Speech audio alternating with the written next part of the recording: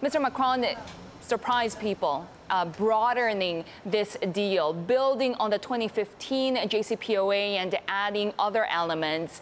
What are your views on this new proposal, and could it work?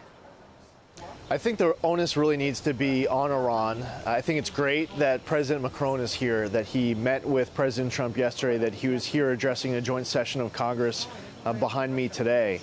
Because there is a gap that needs to be bridged, but I also believe that at the same time, both the United States and France is understanding that there are some issues with the JCPOA with regards to sunset provisions, the verification regime, all of Iran's other bad, nefarious, illegal activities that take place.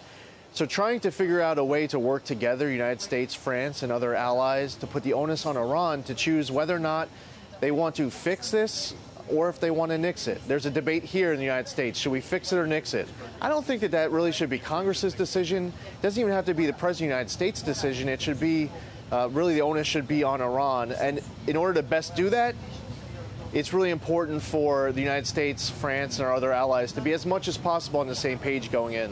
So adding these new provisions, like ending their ballistic missile program, also trying to curb their influence in the region, do you believe that this is something that Iran could accept if the cornerstone is still the JCPOA? That I certainly can't even try to attempt to speak for Iran. I know that what brought them to the table, all the sanctions relief. And it came a lot of money, that it was in a time to appease hardliners in their country, elections coming up. It put them in a place where the regime was able to stay in power and also grow into this outside influence all across the entire region in the Middle East and in other places. So I certainly can't try to speak for Iran as to how they want to handle it. But I also think it's going to be really important for the United States and France and our allies to be able to hold our ground. Because if we're demonstrating weakness, a willingness to accept the status quo, an insistence on allowing the different red lines that were crossed and the paths that are problematic to go unchanged, I wouldn't expect Iran to change their behavior, let alone agree to anything formal in writing. So in order for Iran to be able to change the direction that they approach affairs in the Middle East, whether it's nuclear or non-nuclear, I think it's going to be important for us to send a very clear message to Iran. The status quo is unacceptable. We will not accept the JCPOA as is. They either agree to what needs to get changed, or this deal just won't be able to work. And we have a willingness to decertify the Iran nuclear deal. Okay, Congressman, besides talking about Iran, President Macron also, in his address, talked about trade very directly and said we need to address issues with trade, but we wrote the rules of WTO. We should stick to them. We should resolve these things through WTO. How did you receive that? How did your colleagues receive that message from the President of France? I think that as President Macron talks about the need for a free and fair trade, as he speaks about writing the rules and living by them, I think it's important for us to have a discussion about what rules currently exist. We see it here, not involving France, but the United States, as we try to renegotiate NAFTA, or as we had a debate in this country as it relates to the Trans-Pacific Partnership.